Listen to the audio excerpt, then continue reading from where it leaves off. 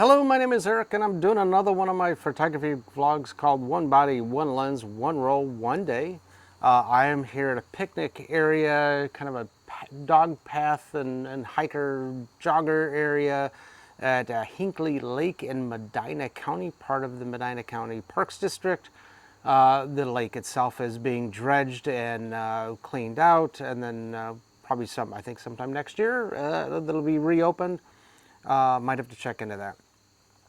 It is a nice, cool October morning. Sun is out, so I got plenty of light. Today's camera is a Pentax ZX-10. I did one of the sister cameras, a ZX-50, a couple episodes ago. That one had an issue with the pop-up flash. This one's pop-up flash works great. Motor drive, as far as I'm aware, if it works great, we're going to find out in a minute. This is it's an all plastic autofocus body. The ZX series were a little notorious for the pop-up flash spring kind of wearing out and the winding motor kind of giving out on people. So it's kind of spotty, but if you get a good copy, they're good. They might have been repaired with a stronger piece. This one does have the date back, however it is blank, which tells me the date back battery is gone. It does use just a simple watch battery, CR2025, so I could have found a battery and plugged it in there. It would burn the date on the negative that you couldn't get rid of, so just make sure when you use cameras with the date back, it's off if you want it off, and if it's on, you want it on. My suggestion to people was always, hey, if you're on vacation, turn on the date stamp, take a photo of what you're in front of, let's say the park sign, whatever shop you're in front of, but then turn it off as you get creative, because there's nothing more annoying as you take a photo of a cool landscape and boom, date stamp right there, and then you got to pay someone a Photoshop fee to try to get that out. This one does have DX code reading, but it does have manual ISO override, which is good because I'm going to have to override this film. It does use two CR2 batteries, which are like very short, like third size of a AA battery. They are 3-volt batteries, very commonly used in a lot of the autofocus cameras. A lot of Nikons used them, a lot of Pentaxes used them. Some of the other batteries, CR123s, 223s, and 2 CR5s, depends upon the camera, but Pentax and some of the Nikons use the 2 of the CR2 batteries. This one does have the panoramic feature, which does not make your negative bigger like a true panoramic camera. What it does is it takes your photo and cuts off the top and bottom, so you get a panoramic framed photo. I've shown you a couple of those before, I think, on some of the other panoramic ones. Okay, it can be kind of cool, but you could just shoot it normally and then crop it afterwards. Today's film, some Ilford Delta 3200. Why am I using this high-speed film on a nice bright sunny day? Because this is expired film.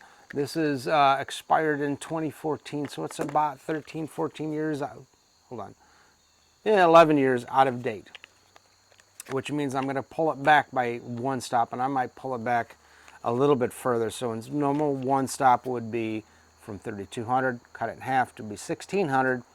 I might pull it back to either 12 or 1000, maybe not all the way to 800, just so I get a little bit denser of a negative. And the other reason why I got the higher speed film is I'm going to walk down the jogging path, which might have tree canopies, so I might be shooting in the shade, and the higher speed film will help me out keeping a decent shutter speed for me to handhold, because I did not bring a tripod or monopod for this guy today.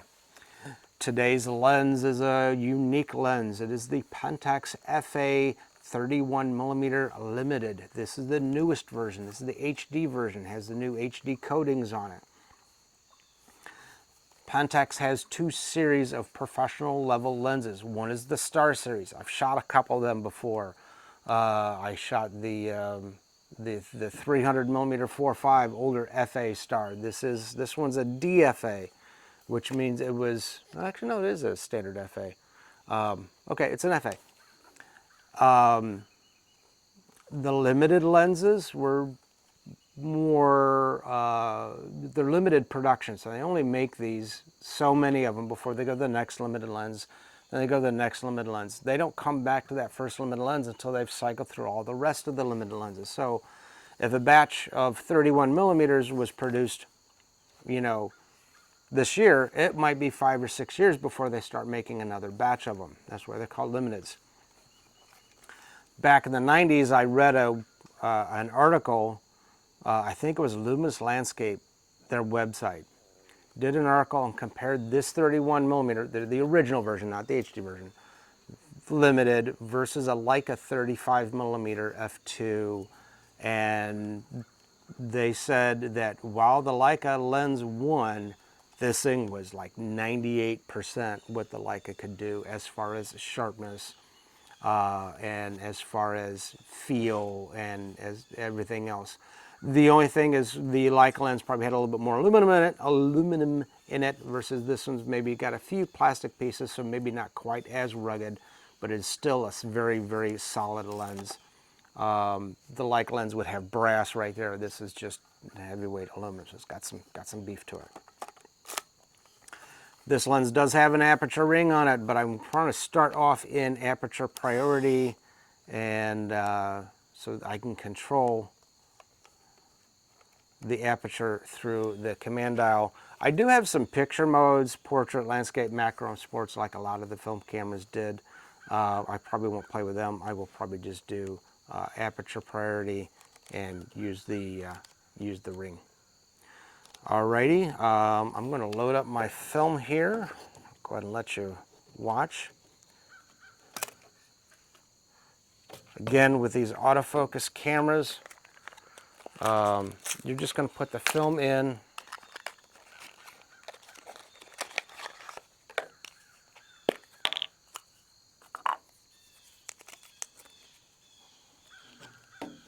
On the standard side, whoops.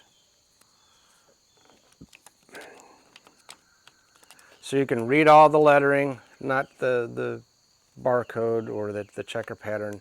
That needs to be on the bottom so the camera can read the DX code. And then Pentax has a little roller right here, so you can just put it underneath that roller, just on the far side of the take-up. On the take-up right there is that little roller right there. I'm going to close it up. And it goes as planned, which it did. I am at shot number 1. However, I'm still at 3200. I need to go to my ISO set. I'm going to crank it down. 1600 is one stop. I'm going to take it to 1000, which is 1 2/3 stops, not quite 2 stops. Again, because expired film and because I like darker base negatives, so they get that little extra kick in them. I expect this film to be a little grainy. The 3200 is kind of grainy, but you know, that's okay. That's what I'm expecting. That's what I want to see. Alrighty, let me grab my stuff and let me go walk down that path. I'll be right back. Let me see what I can get. So I'm kind of lucky. I've been in the photo business for over 30 years, coming up on 32, and I've got a rapport with several of the factory reps that are out there. One of them is the Pentax rep, and they occasionally let me borrow equipment, and I do know that she tends to watch some of my episodes when I put Pentax stuff in there. So she sent me this 31 millimeter limited, so I can shoot it up for a couple episodes, but then I will probably have to send it back.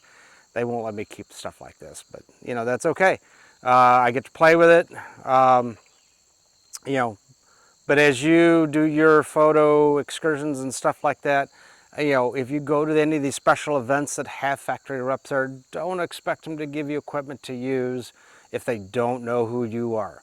You know, if you work at a camera shop like I do, or you're another rep, sure, they swap gear all the time just to see what's going on, see what other people are doing.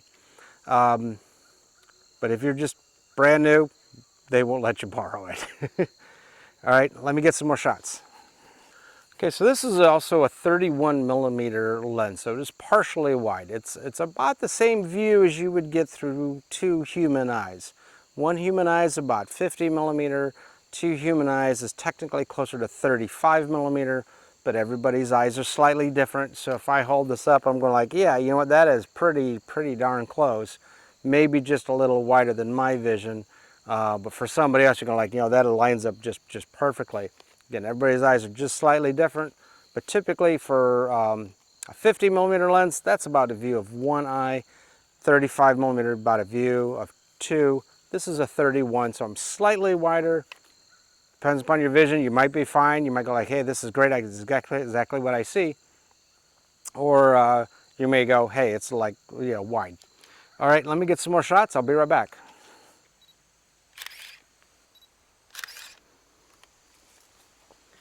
Now remember, when shooting black and white, look for textures like tree bark, like the way the leaves are patterned, or look for contrast. I've got some bluish flowers against green.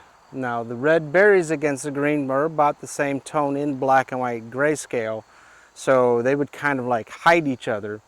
But this lavender purple, like very light purplish, should be a very light gray versus maybe a mid or slightly darker gray of the green.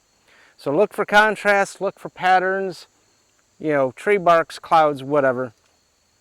You know, the hiking path kind of I can do it where it kind of leads you in.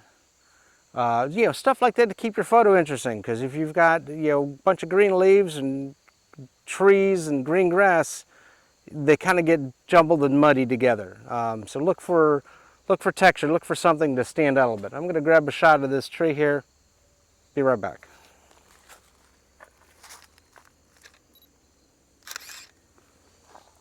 Okay, this camera does chirp at me to let me know I am in focus. I can shut that off if you're in a silence area. You don't want to hear that chirp. Me, I like hearing the chirp. Just kind of tells me everything's working okay. I do that on my digital also, but I do keep the tone very much down so that if there's other shooters near me, they don't want to hear my chirps all the time. All right, I am on shot 24 of a roll of 36. Let me get some more shots. I'll be right back.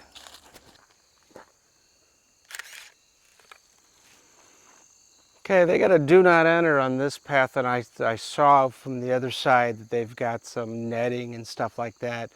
Looks like they're trying to rebuild the bank a little bit. They don't want you to slip in or whatever. So I'm not going to go down that path, but went down that path a bit, got some cool shots, trees and things like that. And I got like one or two more shots left, and let me see what I can get.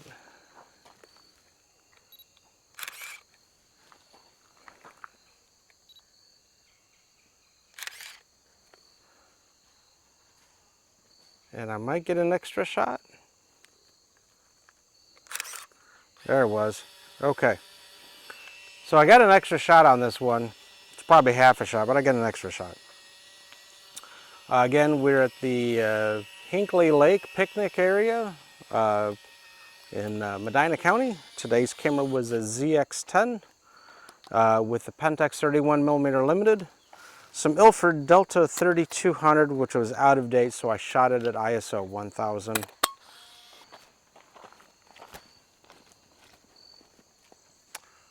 All right, photos will be posted at the end. Feel free to give them a thumbs up.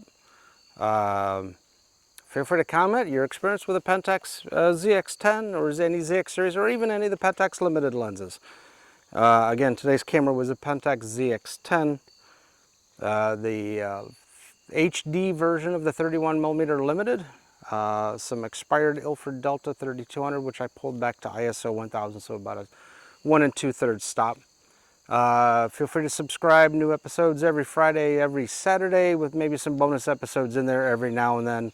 I did one on live theater, and I did one at the Mansfield Reformatory. If you like spooky places, go check out the Mansfield Reformatory one, and we'll catch you next episode.